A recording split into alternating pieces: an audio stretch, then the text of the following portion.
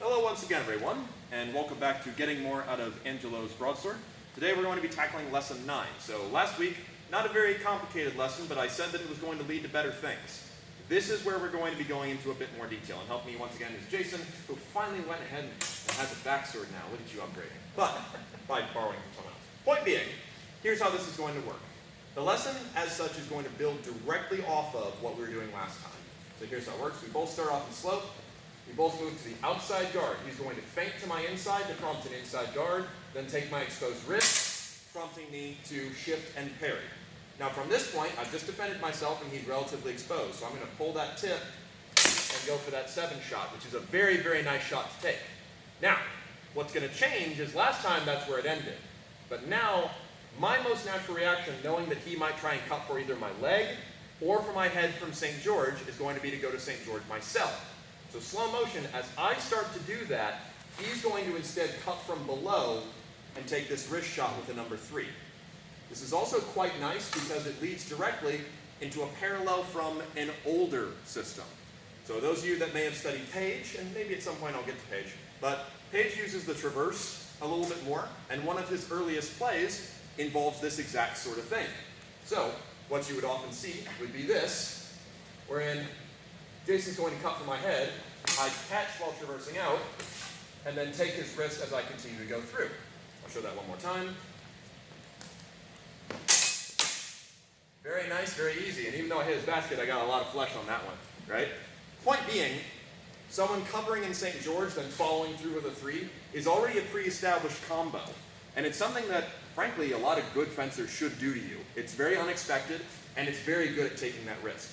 So how do we defend ourselves against it? Well, we're going to use the old favorite, the Spadroon / half circle. So here's how this is going to work.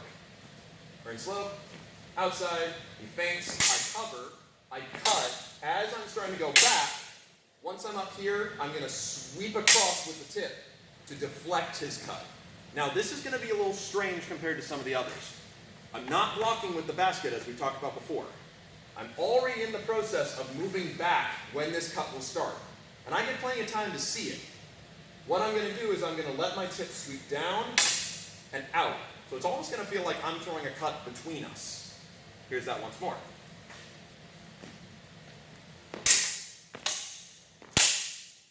And thus I am defended. You notice I'm not curling my arm up. I'm using my blade to keep it away from me and protect myself. Now, depending upon how good of a sweep you get, you may actually knock his sword well offline and really give you a lot of time to bring it around and give a good 7. But following this, it's just going to be an exchange of 7s back and forth, so we'll go ahead and do the full thing.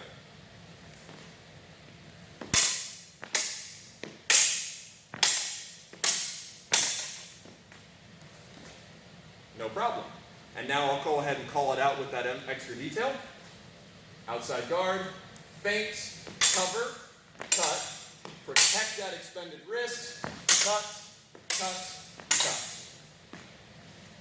Done. Like I said, it was going to lead into cool things.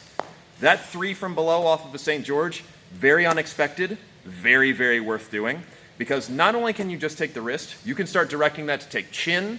You can even start using it to go for wrist or chin and then turn it over and snap for their leg instead.